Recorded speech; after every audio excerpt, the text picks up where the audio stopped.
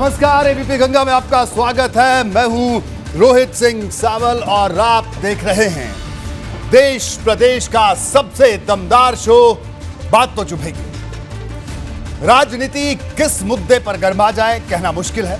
कभी नेताओं की सभा के खाली मैदान पर संग्राम छिड़ जाता है तो कभी सभाओं में उमड़ रही भीड़ पर। इस वक्त राहुल गांधी की भारत जोड़ो यात्रा राजस्थान से हरियाणा पहुंच चुकी है।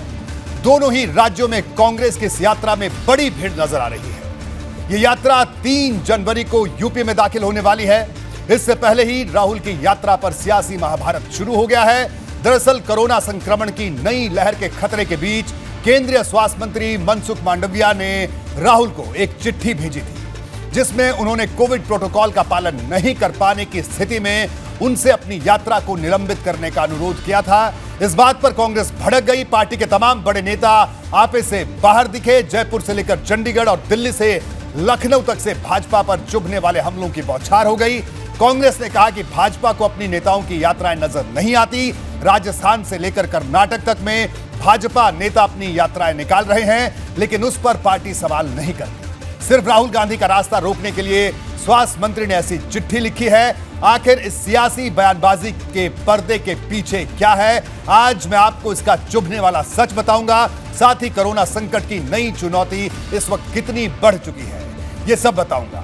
इसके साथ ही करूंगा सपा के खिलाफ ओम प्रकाश राजभर के स्टिंग ऑपरेशन का विश्लेषण और यह भी बताऊंगा कि आखिर क्यों निकले सपा विधायक इरफान सोलंकी की आंखों से आंसू। अब बने रहिए मेरे साथ और देखते रहिए बात तो चुभेगी।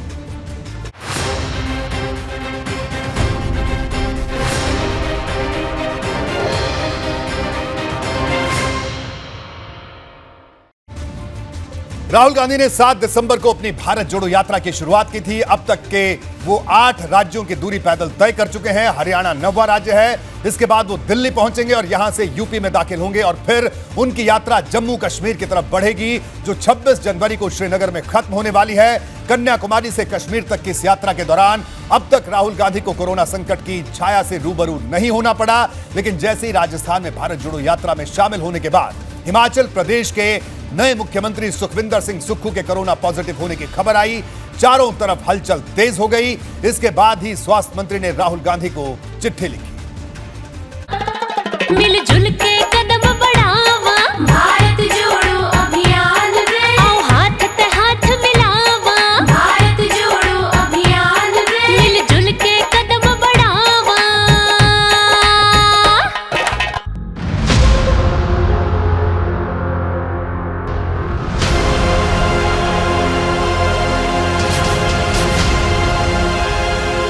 राहुल की भारत जोड़ो यात्रा पर कोविड की छाया। बाजार में मोहब्बत की दुकान खोल रहा हूं। आप मुझसे नफरत करो, आप मुझे गाली दो, आपका बाजार नफरत का, मेरी दुकान। स्वास्थ्य मंत्री की अपील, यात्रा रोक दे राहुल।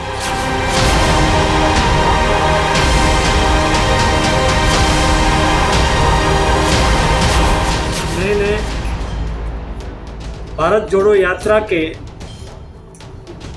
इंचार्ज कन्वीनर राहुल जी को एक पत्र लिखा और एक गहलोत जी को पत्र लिखा और मैंने कहा कि भाई मुझे ऐसा पत्र मिला है और इस पत्र में मुझे बताया गया है कि उससे उस यात्रा में भाग लिए हुए कई लोगों को कोविड पॉजिटिव पाया गया है, तो उसके लिए प्रिकॉशन लिया जाए। केंद्र सरकार की अपील पर आग बबूला कांग्रेस।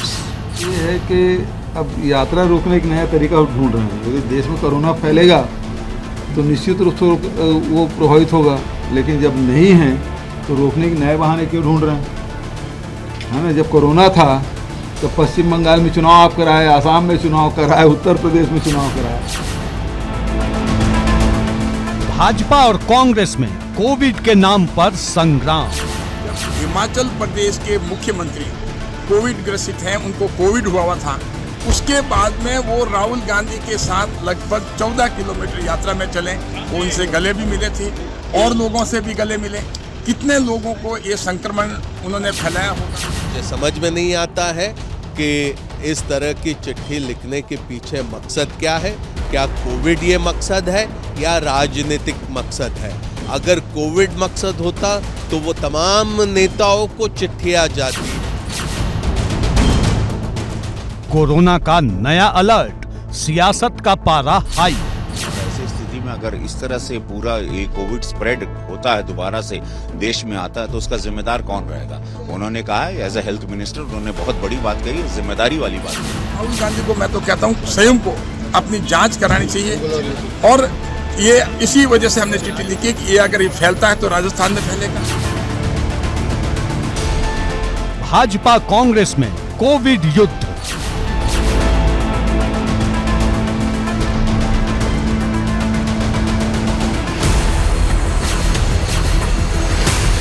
सियासत का वायरस अलर्ट।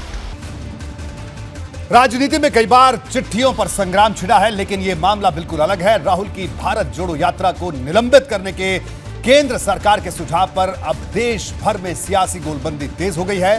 भाजपा विरोधी तमाम दल एक साथ आ रहे हैं। बिहार के सीएम नीतीश कुमार भी उनमें से एक हैं। नीतीश कुमार ने कहा कि कांग्रेस के लोग यात्रा कर रहे हैं तो ऐसा करने का सबको अधिकार है। नीतीश ने कहा कि हर पार्टी के लोग यात्रा करते हैं, भाजपा वाले खुद भी यात्रा करते हैं। साफ है कि इस मुद्दे पर सियासत थमने वाली नहीं है। ऐसा तब हो रहा है जब हर नेता को कोरोना की नई चुनौती को गंभीरता से देखना चाहिए, वो और उस गंभीरता का जिक्र भी कर रहे हैं।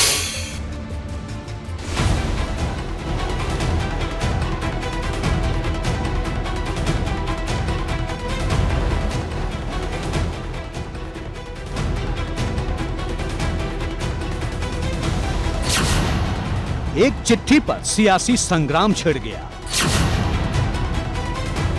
एक चिट्ठी पर कांग्रेस आपे से बाहर हो गई।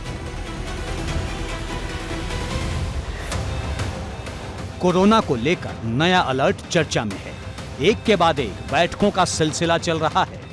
इस बीच जब केंद्रीय स्वास्थ्य मंत्री मनसुख मांडविया ने कांग्रेस नेता राहुल गांधी को खत लिखकर भारत जोड़ो यात्रा में कोविड प्रोटोकॉल के पालन की नसीहत दी, तो सियासत सातवें आसमान पर पहुंच गई। भारत जोड़ो यात्रा को रोकने का ये प्रयास है।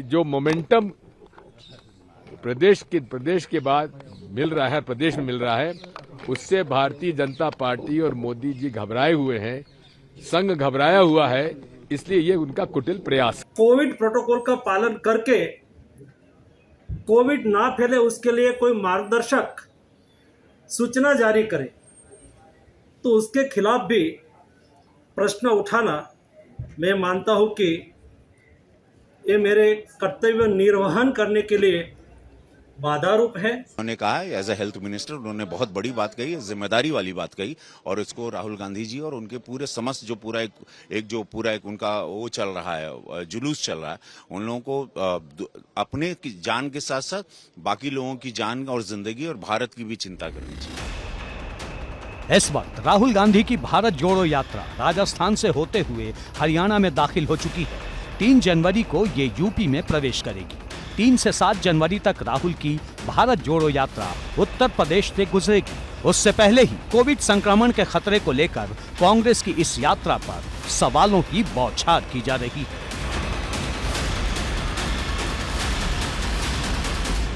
कोई भीड़ तो ऐसा नहीं है कि भाई उसमें कोई भीड़ हो रही है, लेकिन 100 लोगों की भीड़ भी इकट्ठी नहीं होनी चाहिए। इसलिए राहुल जी को यही सलाह दूंगा कि वैसे तो आप देश के प्रति कभी सिंपैथी रखते नहीं हो, देश के प्रति कोई ऐसा काम नहीं करते जिससे देश का भला हो। कम से कम इसमें ऐसा तो कर लीजिए कि कोरोना अगर चल रहा है और कोरोना देश में आने की उम्मीद की जा रही है, वो ना बढ़े, तो उसमें तो कम से कम अपना सहयोग करें।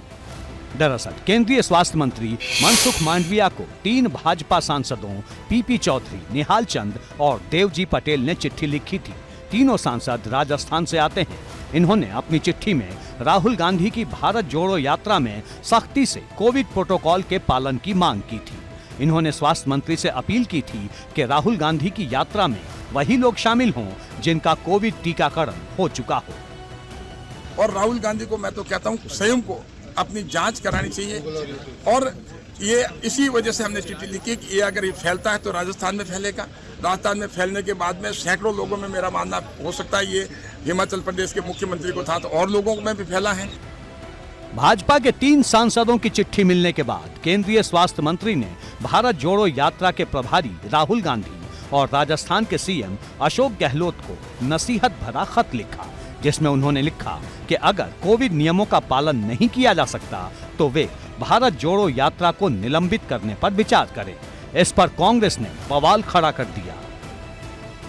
अगर कोविड मकसद होता तो वो तमाम नेताओं को चिट्ठियां जाती जिन्होंने जनसभाओं को संबोधित किया है। सिर्फ एक चुनिंदा नेता को चिट्ठी लिखने का मुझे तो समझ में नहीं है। भारत जोड़ो यात्रा बुधवार की सुबह राजस्थान से होते हुए हरियाणा में पहुंच चुकी है। 7 दिसंबर को तमिलनाडु के कन्याकुमारी से शुरू हुई ये यात्रा 26 जनवरी को श्रीनगर पहुंचने वाली है। अब तक राहुल की भारत जोड़ो यात्रा तमिलनाडु, केरल, आंध्र प्रदेश, कर्नाटक, तेलंगाना, महाराष्ट्र, मध्य प्रदेश और राजस्थान का सफर पूरा कर चुकी है। 3 जनवरी को इसके यूपी में दाखिल होने के बाद पश्चिमी यूपी के 3 जिलों में राहुल यात्रा करेंगे। जब कोरोना था तब पश्चिम बंगाल में चुनाव आप कराए, आसाम में चुनाव कराए, उत्तर प्रदेश में चुनाव कराए। अब पद यात्रा को रोकने के नया बहाना। गाजियाबाद, बागपत और शामली जिले से होकर ये यात्रा गुजरेगी। इससे पहले ही कोविड संक्रमण की नई लहर की आशंका ने राजनीति गरमा दी है। एबीपी गंगा के लिए ब्यूरो रिपोर्ट। कांग्रेस भाजपा को जवाब देने के लिए इस वक्त दलीलों का सहारा ले रही है। पार्टी सवालों की फहरिस्त तैयार कर रही है। ये सवाल सुलगते हुए हैं। पार्टी के हर नेता भाजपा से क्या पूछ रहे हैं, अब मैं आपको यह बताता हूं। कांग्रेस का भाजपा से सवाल क्या है, जरा इसको समझिए। राजस्थान में भाजपा जन आक्रोश यात्रा निकाल रही है, उसे बंद किया। कर्नाटक में भाजपा जन संकल्प यात्रा निकाल रही है, उसे रोका गया। सिर्फ राहुल गांधी की यात्रा से संक्रमण का डर क्यों? क्या भाजपा की यात्राओं से कोरोना विस्फोट नहीं होगा? हवाई अड्डों, ट्रेनों में मास्क अब तक अनिवार्य नहीं है। कोविड प्रोटोकॉल पर नए सिरे से जारी नहीं हुई है, जिस पर हम सवाल क्यों करें? कांग्रेस का भाजपा से ये तमाम सवाल है। सरकार ने कोविड रोकने के लिए खुद क्या कदम उठाए, पहले सरकार ये बताए। ये तमाम वो सवाल हैं जो रह रहकर कांग्रेस उठा रही है। कोरोना का प्रकोप एक बार फिर दुनिया में दहशत का सबब बनता जा रहा है। चीन में कोविड के बेकाबू होने से बाकी देशों में भी खतरा बढ़ गया है, क्योंकि पहली बार भी चीन से ही कोरोना की महामारी पैदा हुई थी। चीन के हालात पर भारत सरकार की भी पूरी नजर है। सरकार का दावा है कि हर चुनौती से निपटने की पूरी तैयारी है, लेकिन साथ ही हिदायत भी दी है कि कोरोना भी खत्म नहीं हुआ है, यानी कहीं ना कहीं सरकार भी चौथी लहर की आशंका को लेकर चिंतित है।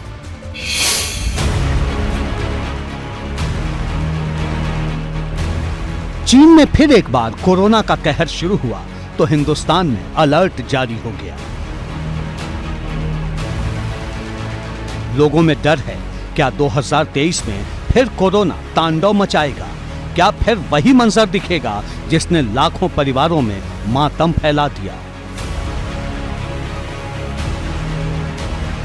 पिछले कुछ दिनों में ही चीन में लाखों की संख्या में कोरोना मरीजों की पुष्टि हुई है।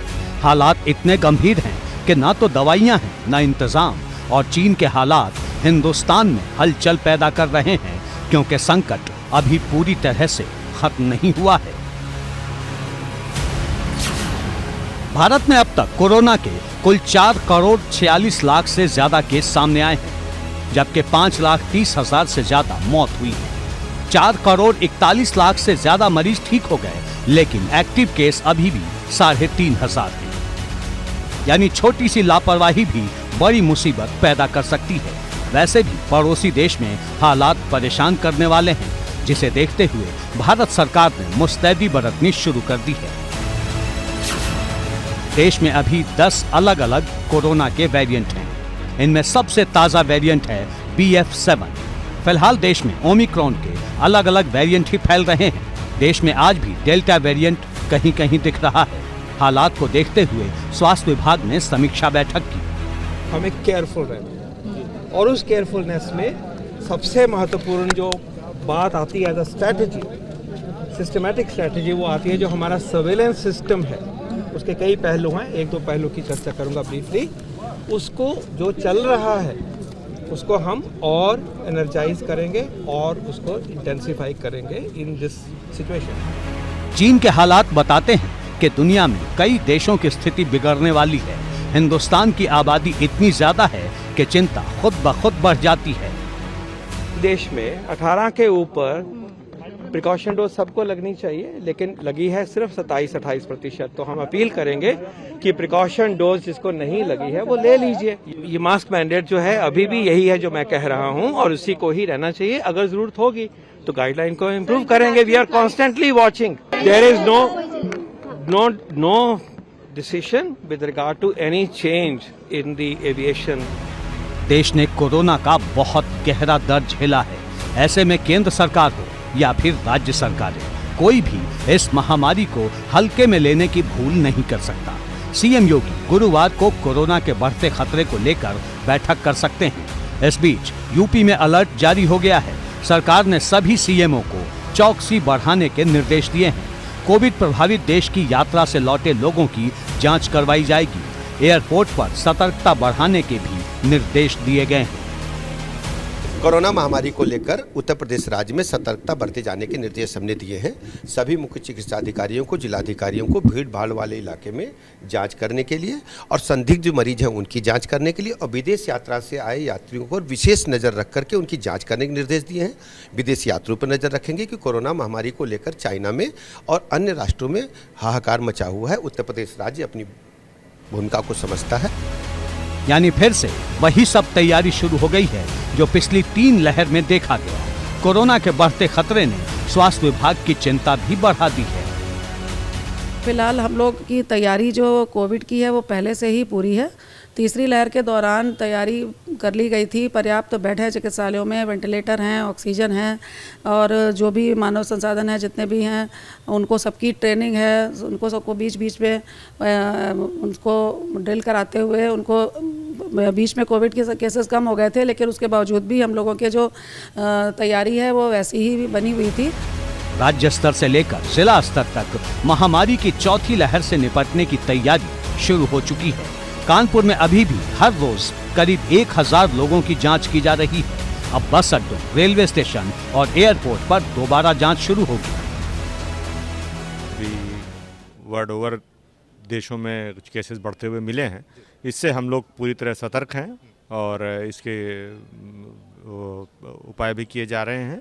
पहला तो ये कि अभी तक हमारी जो है टेस्टिंग चली रही थी, वो चलती रहेगी, और हम उसमें विशेष रूप से जो हमारे लक्षणों से संबंधित हैं, जैसे खांसी है, बुखार है, इस तरह के जो केसेस होंगे इन पर हम अपनी सघन निगरानी बनाए रखेंगे, और जो ज़्यादा सीरियस है उनकी हम टेस्टिंग भी कराएंगे।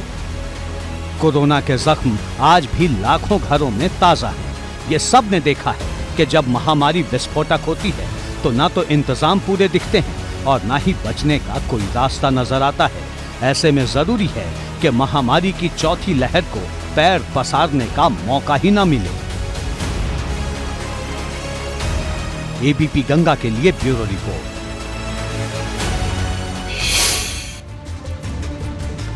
कोरोना पर सियासत अपनी जगह है, लेकिन इस बीच हमें और आपको नए खतरे को बेहतर ढंग से समझने की जरूरत है, जिससे समय रहते हर नागरिक सावधान हो जाए और कोरोना के नए खतरे को पूरी तरह बेअसर कर दे।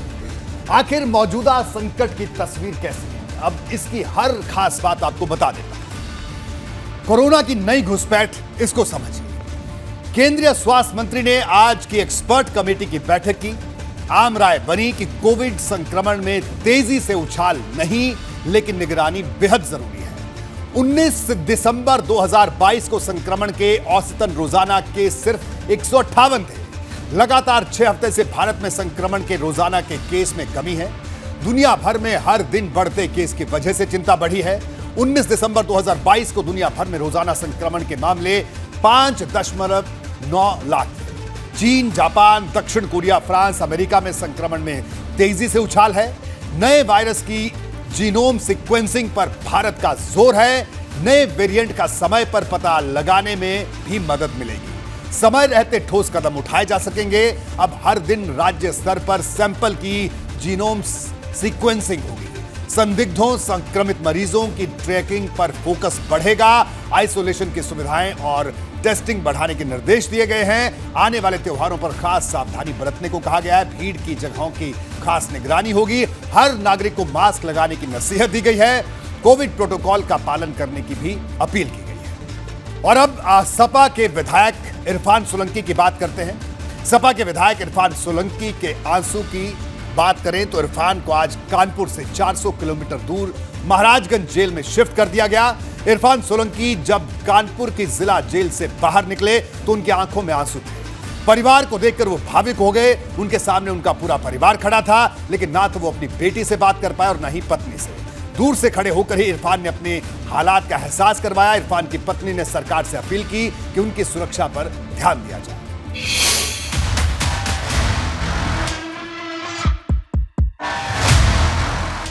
महाराजगंज जेल जाने के लिए इरफान सोलंकी कानपुर की जिला जेल से बाहर निकले तो हाथ में कुरान थी, चेहरे पर परेशानी वाला भाव और दिल में परिवार से दूर जाने का डर।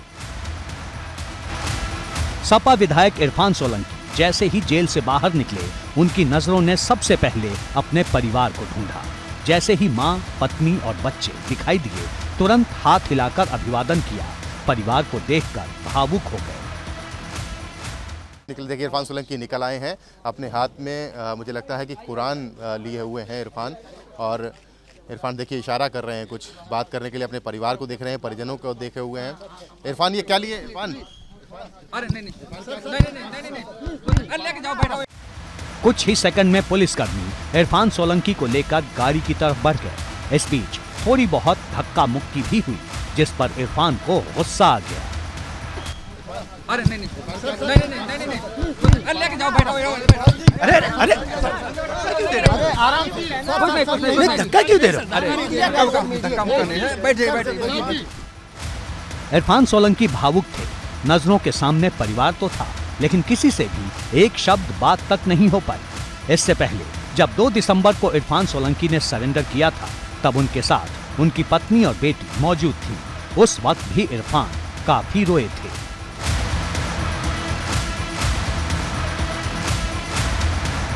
इरफान सोलंकी अभी तक कानपुर जेल में थे तो अक्सर परिजनों से मुलाकात हो जाती थी, लेकिन अब कानपुर से 400 किलोमीटर दूर महाराजगंज जेल पहुंच गए हैं। ऐसे में परिवार वालों से मुलाकात भी मुश्किल हो जाएगी। परिवार को सबसे ज्यादा चिंता इरफान की सुरक्षा का है। जेल बदल दी गई, हमने देखा काफी रो रहे थे। कुछ नहीं कहेंगे, कुछ जेल बदलने पे कुछ कहेंगी? सरकार ने जेल बदली, कुछ मांग करेंगी, कोई अपील? बस इनकी सेफ्टी का ख्याल रखें, बस इस चीज़ का ख्याल रखा जाए। हमने देखा हाथ फॉलो कर रहे थे, हाथ अभिवादन कर रहे थे जी। इनको बुलाए, इसीलिए बच्चों को बुलवा लिया था। आप लोगों से बात हुई थी बच्चों को लेकर? बहुत दूर भेज दिया तो बच्चे पता नहीं जा पाएंगे, इसलिए। बेटी परेशान है, पत्नी परेशान है और मां तो परेशान है ही। इरफान को लेकर पुलिस महाराजगंज के लिए निकली। उधर मां की आंखों का बांध टूट गया।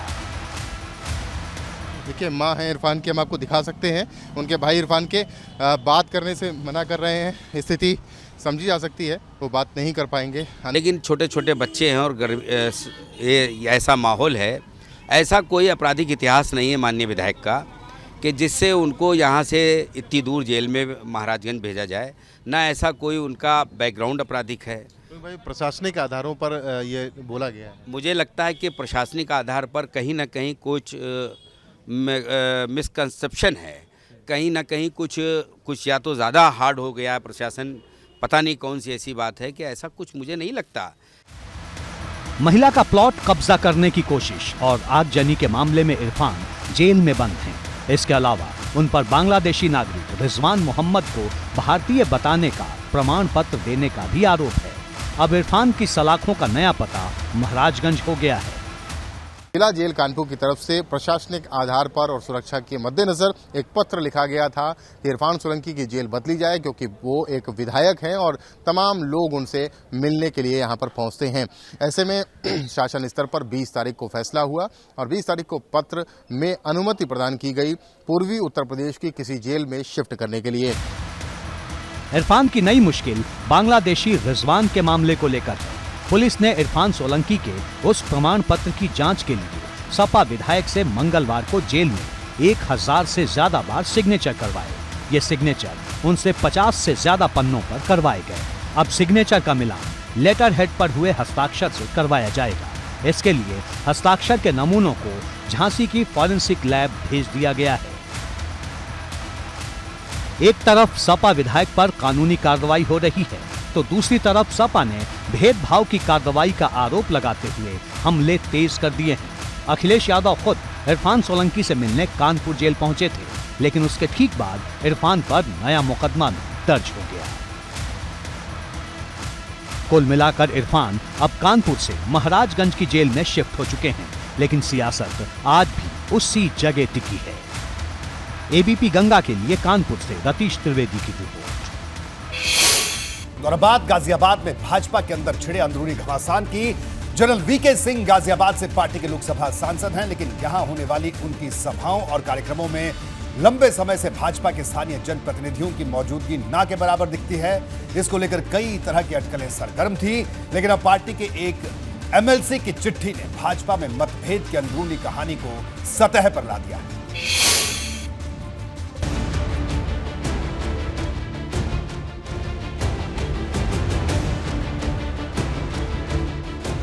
गाजियाबाद भाजपा में सब कुछ ठीक नहीं चल रहा। अंदर खाने जारी उठापटक का संदेश ये है कि भाजपा सांसद वीके सिंह के खिलाफ और समर्थन में यहां गुटबाजी चरम पर है। ये चर्चा आम है कि लोकसभा सांसद वीके सिंह जब भी किसी कार्यक्रम में पहुंचते हैं तो भाजपा के स्थानीय जनप्रतिनिधि यानी विधायक और दूसरे पार्टी के अधिकारी इससे दूरी बना लेते हैं। ऐसी अटकलें लंबे समय से सरगर्म रही है, लेकिन अब पार्टी के विधान पार्षद दिनेश कुमार गोयल की एक चिट्ठी पर अंदरूनी खींचतान सतह पर आ गई है। दिनेश कुमार गोयल का आरोप है कि पार्टी के राज्यसभा सांसद अनिल अग्रवाल लोकसभा सांसद वीके सिंह के खिलाफ साजिश रच रहे हैं।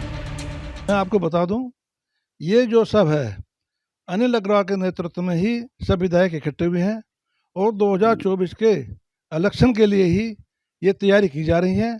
उसके लिए जनरल वीके सिंह की छवि को धूमिल करा जा रहा है ताकि वो जनता के बीच में न रह सके और उनकी बदनामी हो। गाजियाबाद में भाजपा में अंदरूनी उठापटक का एक कनेक्शन इस तस्वीर से भी है। इसे गौर से देखिए। इसमें भाजपा के राज्यसभा सांसद अनिल अग्रवाल, विधायक नंद किशोर गुर्जर, अजीत पाल त्यागी, सुनील शर्मा और महानगर अध्यक्ष संजीव शर्मा और एमएलसी दिनेश गोयल भी नजर आ रहे हैं। ये तस्वीर दिनेश गोयल के दफ्तर की बताई जा रही है। पहले कहा गया था कि इस बैठक में एक प्रस्ताव पास हुआ कि भाजपा के जनप्रतिनिधियों के रिश्तेदार नगर निगम चुनाव के टिकट की मांग कर रहे लोगों का बायोडाटा न लें। इस बैठक के बाद भाजपा के एमएलसी दिनेश कुमार गोयल ने चिट्ठी लिखकर पार्टी के राज्यसभा सांसद अनिल अग्रवाल पर वीके सिंह के खिलाफ गुटबाजी करने का आरोप लगा डाला। यही नहीं, उन्होंने साफ कर दिया कि बैठक भले मेरे घर पर हुई हो, लेकिन मैं ऐसे किसी प्रस्ताव का अब खंडन करता हूं जिस पर उस बैठक में सहमति बनी थी। लेकिन किसी को अपनी बात जनरल वीके सिंह के प्रति पहुंचानी है तो वहां जाकर कहेगा ही। जनरल वीके सिंह संसद चल रहा है, संसद में बिजी रहते हैं, उन्हें सरकारी गैर सरकारी देश विदेश जाना पड़ता है, तो उनकी बातों को उनके परिवार के लोग नहीं सुनेंगे तो मैं से बहुत गलत जाएगा। मेरे मन में ये ख्याल आया, लेकिन उन्होंने प्रस्ताव पास कर चुके थे। जब उन्होंने प्रस्ताव पास किया तो मेरे यहाँ अतिथि के रूप में वो आए थे। मेरा फर्ज बनता था कि मैं उनका अपमान न करूं, उनका अनादर न करूं। उन्होंने कहा दस्तखत करो तो मैंने दस्तखत कर दिए। भाजपा एमएलसी दिनेश गोयल का आरोप है कि मेरी तरफ से पहले के प्रस्ताव का खंडन करने पर राज्यसभा सांसद अनिल अग्रवाल ने मुझे फोन कर अमर्यादित शब्द कहे। मैंने एक लेटर किया, उसके बाद अनिल अग्रवाल जी का मेरे पास कल फोन आया। उन्होंने अमर्यादित भाषा का प्रयोग किया, मुझे कष्ट हुआ और मैंने वो भाषा उसमें नहीं लिखी है, लेकिन मैंने अपनी दिल की व्यथा लेटर के माध्यम से बता कही है। पिछले दिनों गाजियाबाद के एक कार्यक्रम में मंच पर कुर्सी नहीं मिलने पर भाजपा के राज्यसभा सांसद अनिल अग्रवाल नाराज हो गए थे। तब राज्यसभा सांसद ने आरोप लगाया था कि उनके खिलाफ साजिश चल रही है। अब भाजपा एमएलसी दिनेश कुमार गोयल की हड़कंप मचाने वाली चिट्ठी पर पार्टी के राज्यसभा सांसद अनिल अग्रवाल क्या कह रहे हैं, ये सुनना भी जरूरी है। पूरा एक 2.5 पन्ने का लेटर जारी किया जिसमें मुझे टारगेट किया गया। क्यों उन्होंने टारगेट किया ये वो जानते हैं, किसी दबाव में किया, किसी के कहने पे किया। जब मैंने उनसे अगले दिन, जब वो लेटर जारी हुआ, मुझे भी उसकी कॉपी मिली, तो मैंने उनको फिर फ़ोन किया कि भाई साहब आप ये सब क्यों कर रहे हैं। तो उन्होंने बजाय कुछ अपनी उस बात करने के, उन्होंने मीडिया में एक दूसरा लेटर जारी कर दिया, वो भी 1.5-2 पन्ने का लेटर है। पूरे मामले पर एबीपी गंगा से भाजपा विधायक अजीत पाल त्यागी ने भी बात की। नगर निगम के और नगर पालिकाओं के चुनाव जो हो रहे हैं, लेकिन वो चीजें क्योंकि हमारी अपने ऊपर लागू थी, हमने कोई भी निर्णय अपने लिए कहा गया था, ना वहाँ पर कोई जनरल वीके सिंह साहब का नाम आया, ना उनके परिवार के किसी सदस्य का नाम आया, ना उनके नाम पर या उनके परिवार के नाम पर कोई चर्चा हुई। सूत्रों के मुताबिक पूरे मामले पर भाजपा संगठन के आला अधिकारियों ने संज्ञान लिया, जिसके बाद पार्टी के गाजियाबाद प्रभारी और मंत्री अमित वाल्मीकि से रिपोर्ट मांगी गई। इस पर अमित वाल्मीकि ने सांसद जनरल वीके सिंह, विधायक अतुल गर्ग, एमएलसी दिनेश गोयल और विधायक सुनील शर्मा से अलग अलग अकेले में बात की। अब कोशिश 3 दिन के भीतर आपसी मतभेद खत्म कर डैमेज कंट्रोल करने की है। एबीपी गंगा के लिए गाजियाबाद से शक्ति सिंह की रिपोर्ट। आज सपा और सुभासपा में सियासी जंग का नया एपिसोड दिखाई दिया। दरअसल लखनऊ में सपा दफ्तर पर एक बैठक हुई जो ओपी राजभर को चुभने वाली थी। इस बैठक में 2 नेता ऐसे पहुंचे थे जिनका संबंध इतिहास में ओपी राजभर की सुभासपा से रहा है। अब राजभर को यह चिंता सता रही है कि कहीं उनकी पार्टी में तोड़फोड़ की नई शुरुआत ना हो जाए, क्योंकि जब सुभासपा और सपा का रास्ता अलग हुआ था तब भी राजभर के कई सिपाही अलग हो गए।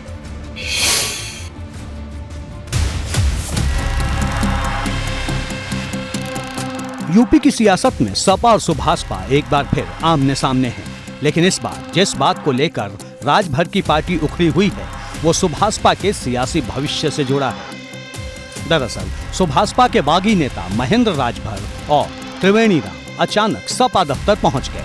अरुण राजभर का दावा है कि सपा नेता उदयवीर सिंह दोनों को अपनी गाड़ी में अखिलेश यादव से मिलवाने ले गए थे। ये खबर जैसे ही सुभासपा के खेमे में पहुंची तो हलचल बढ़ गई। अरुण राजभर ने ट्वीट किया, सपा के राष्ट्रीय अध्यक्ष अखिलेश यादव जी के एक रत्न उदयवीर सिंह जी सुभासपा को खत्म करने का जिम्मेदारी देने के लिए 2 दलाल को लेकर पहुंचे सपा कार्यालय। आखिर ओपी राजभर को घूम घूम कर किसके इशारे पर गाली दे रहे थे, सच्चाई सामने आ गई। कृपया दलालों से सावधान। वो छोड़ करके चले गए और वहां जाने के अपना दल बना लिए। उन्होंने माननीय ओम प्रकाश राजभर पे झूठे झूठे आरोप गांव में जाकर के लगाने लगे। हमने आपके चैनल के माध्यम से एक बार बताया था कि ये साजिश समाजवादी पार्टी की तरफ से हो रही है, जो समाजवादी पार्टी माननीय ओम प्रकाश राजभर जी और सुहेलदेव भारतीय समाज पार्टी की बढ़ती हुई ताकत से घबराई हुई है, और उसी घबराहट की वजह से ये तरह तरह के षड्यंत्र, दगे हुए कारतूसों को इकट्ठा करके वो हमारी पार्टी को बदनाम करने की एक साजिश रच रहे थे। दरअसल महेंद्र राजभर और त्रिवेणी राम लगातार ओपी राजभर पर हमलावर थे और अब उनके सपा दफ्तर पर पहुंचने से सुभासपा की धड़कनें बढ़ गई हैं। राजभर की पार्टी को लगता है कि अखिलेश के इशारे पर ही सुभासपा को तोड़ने की कोशिश की जा रही है। 2 बागी नेताओं के सपा दफ्तर पर पहुंचने को सुभासपा सपा के खेल का खुलासा बता रही है।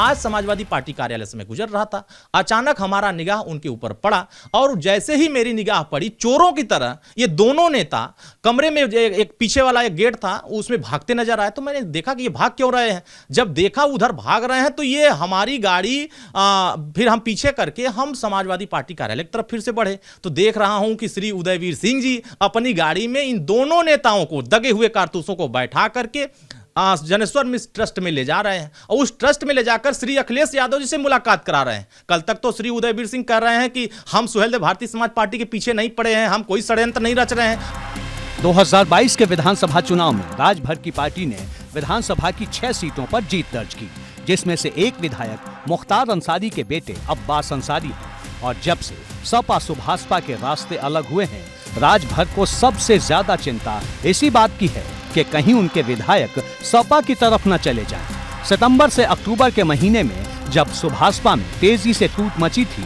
तब भी राजभर यही कहते थे कि उनकी पार्टी पर अखिलेश यादव की नजर है।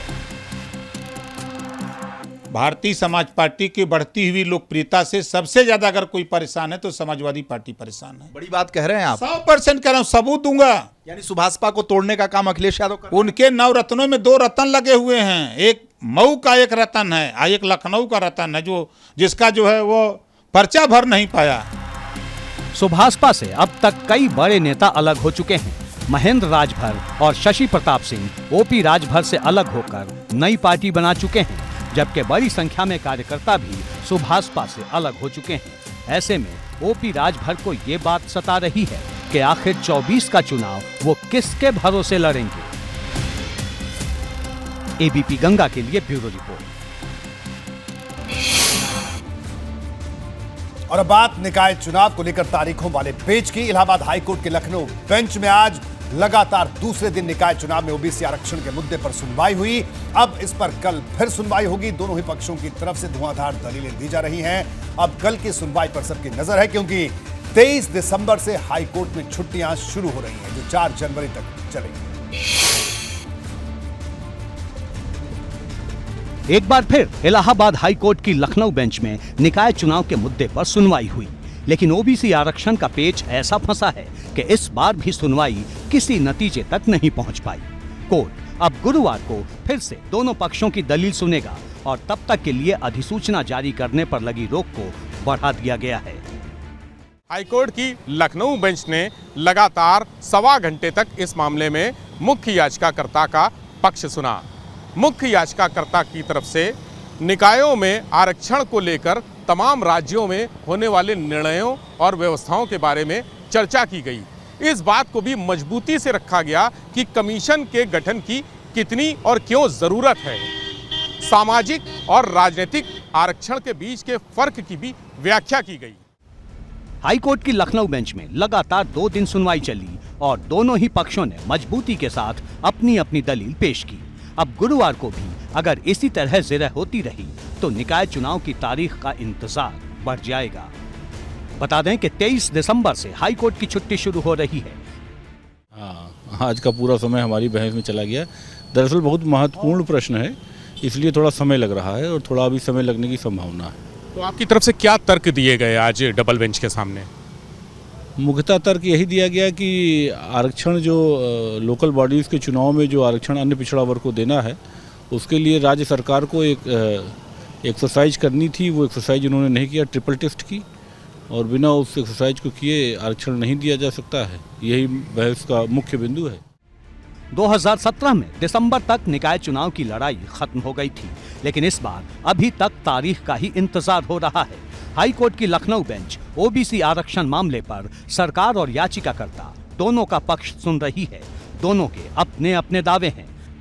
सरकार आरक्षण की प्रक्रिया पर 2017 का हवाला दे रही है, लेकिन याचिकाकर्ता की दलील है कि 2022 के हिसाब से आरक्षण हो। वहीं एक सवाल ट्रिपल टेस्ट सर्वे का भी है, जिस पर सरकार कह रही है कि 2017 के सर्वे को ट्रिपल टेस्ट मान लिया जाए, जबकि याचिकाकर्ता पक्ष का कहना है कि नया ट्रिपल टेस्ट करवाया जाए। वहीं ट्रांसजेंडर को आरक्षण देने पर सरकार इनकार कर रही है, जबकि याचिकाकर्ता का कहना है कि सरकार जिम्मेदारी से बच रही है। आज हम लोग की तरफ से यही ऑब्जेक्शन रखा गया था कि जो स्टेट ने जो एम्पेरिकल डाटा जो ऑनरेबल सुप्रीम कोर्ट ने जो सुरेश महाजन में जो कहा गया है, उस प्रोसेस को फॉलो नहीं किया है, क्योंकि स्टेट से ये अननोटिस रह गया है। ये अभी मई का ऑर्डर है ऑनरेबल सुप्रीम कोर्ट का, तो ये अननोटिस रह गया है स्टेट की तरफ से। तो उस पर हम लोग कर रहे हैं। ऑनरेबल कोर्ट इसको देख रही है और इसको कल के लिए इसको फर्दर हियरिंग के इसको लगाया गया है। जो इंटरिम ऑर्डर है, जो स्टे है इलेक्शंस पे, उसको कंटिन्यू करने को लॉर्डशिप ने कहा है। निकाय चुनाव की तारीख का बढ़ता इंतजार राजनीतिक दलों की बेचैनी भी बढ़ा रहा है, क्योंकि इस चुनाव को 2024 का सेमीफाइनल माना जा रहा है। अब सवाल है कि अगर सुनवाई इसी तरह टलती रही और चुनाव कुछ महीनों के लिए टल गए तो किसे फायदा होगा और किसे नुकसान। एबीपी गंगा के लिए ब्यूरो रिपोर्ट। यूपी मदरसा बोर्ड की बैठक में आज राजनीति गर्मा दी। बैठक में पेश एक प्रस्ताव सियासी तपिश को बढ़ाने का सबब बना। इसमें कहा गया है कि मदरसों में शुक्रवार की जगह रविवार को साप्ताहिक छुट्टी दी जाए। कई समर्थकों ने इसके समर्थन में दलील दी तो कुछ ने इसका विरोध किया। अब जनवरी में यूपी मदरसा बोर्ड इस प्रस्ताव पर अंतिम फैसला लेगा। उधर राज्य सरकार ने कहा कि उसकी नजर छुट्टी के दिन से ज्यादा छात्रों की पढ़ाई पर है।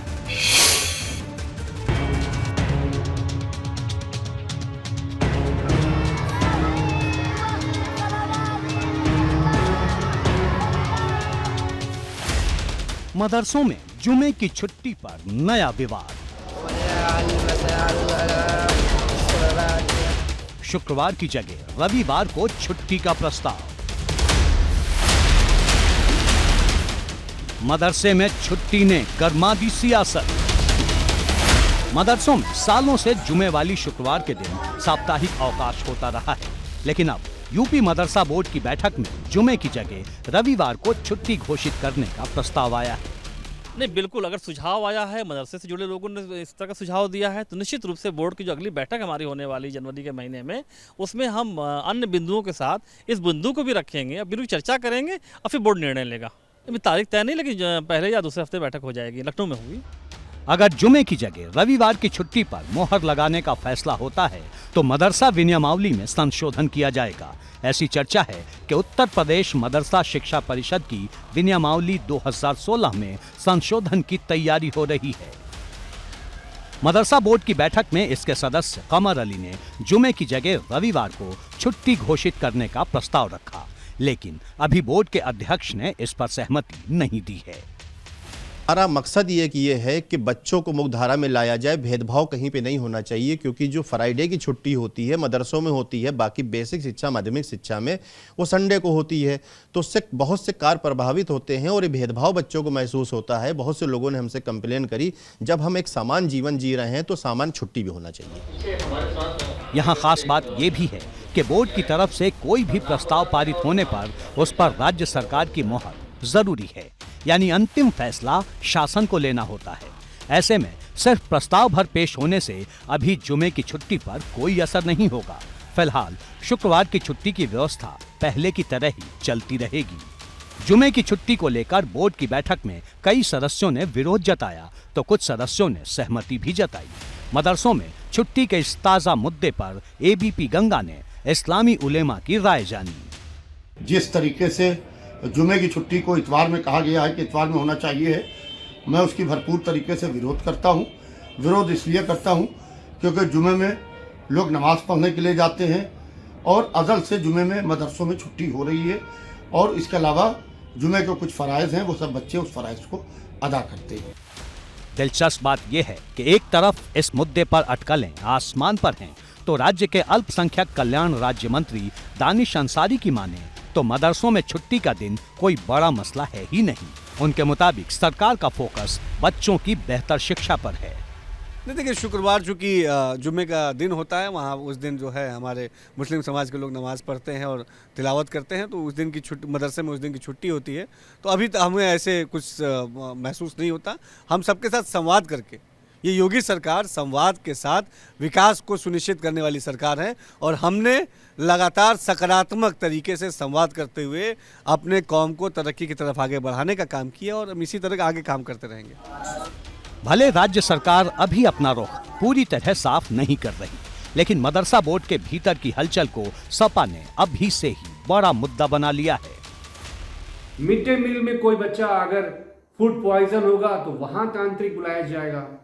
तो पूरी उत्तर प्रदेश की जो शिक्षा नीति है वो तांत्रिक टेक्निक से काम कर रही, लेकिन मुख्यमंत्री जी शिक्षा की जो नीति है, जो बदहाली है, वो जुम्मे से रविवार, रविवार से शनिवार करने से, ग्रह नक्षत्र से इसकी हालत नहीं बदलेगी। अब सबकी नजर जनवरी में होने वाली मदरसा बोर्ड की अगली बैठक पर है, जिसमें शुक्रवार की जगह रविवार को साप्ताहिक अवकाश के मामले पर चर्चा होगी। एबीपी गंगा के लिए ब्यूरो रिपोर्ट। पूर्वांचल का बाहुबली मुख्तार अंसारी इन दिनों ईडी की कस्टडी रिमांड में है। आज उससे विधायक निधि को लेकर जवाब तलब किया गया। मनी लॉन्ड्रिंग केस में ईडी ने मुख्तार अंसारी को 10 दिनों के लिए अपनी कस्टडी में ले रखा है। मुख्तार से लगातार 8वें दिन ईडी के प्रयागराज दफ्तर में पूछताछ हुई। 8वें दिन मुख्तार से खासतौर पर 3 बिंदुओं पर पूछताछ हुई, जिनमें से 2 मामले ऐसे हैं जिन पर ईडी की टीम मुख्तार से पहले भी पूछताछ कर चुकी है, लेकिन तीसरा मामला मुख्तार की मुसीबत बढ़ाने वाला है।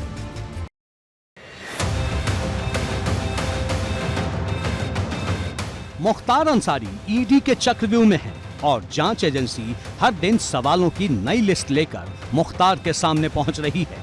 8वें दिन जब पूछताछ का सिलसिला शुरू हुआ तो ईडी के सवाल मुख्तार अंसारी की विधायक निधि को लेकर थे। ईडी ये जानना चाहती थी कि मुख्तार अंसारी ने साल दर साल अपनी विधायक निधि का इस्तेमाल किस तरह से किया।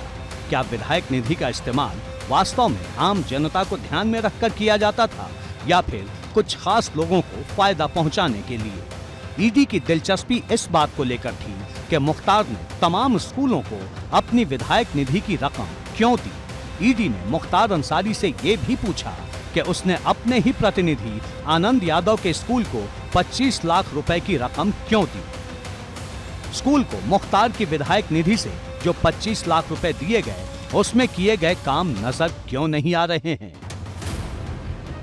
मुख्तार ने अपने प्रतिनिधि आनंद यादव के स्कूल को विधायक निधि से जो 25 लाख रुपए दिए थे, उस मामले में पिछले साल मऊ जिले के सराय लखनसी थाने में मुख्तार अंसारी समेत कई लोगों के खिलाफ एफआईआर भी दर्ज हो चुकी है। हालांकि इस मामले में स्कूल प्रबंधक समेत कई लोगों को हाई कोर्ट से जमानत भी मिली हुई है।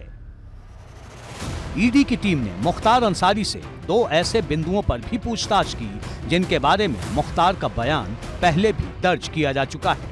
ईडी ने 8वें दिन मुख्तार अंसारी से फिर ये सवाल किया कि आखिरकार उसकी फरार पत्नी अफशान कहां है, वो जांच एजेंसी को सहयोग क्यों नहीं कर रही है, बार बार नोटिस जारी किए जाने के बावजूद वो बयान दर्ज कराने क्यों नहीं आ रही हैं, लुकआउट का नोटिस जारी होने के बावजूद अफशान अंसारी का कोई पता क्यों नहीं चल पा रहा है।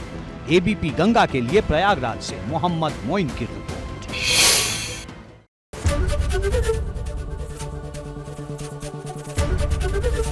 एबीपी गंगा, खबर आपकी, जुबान आपकी।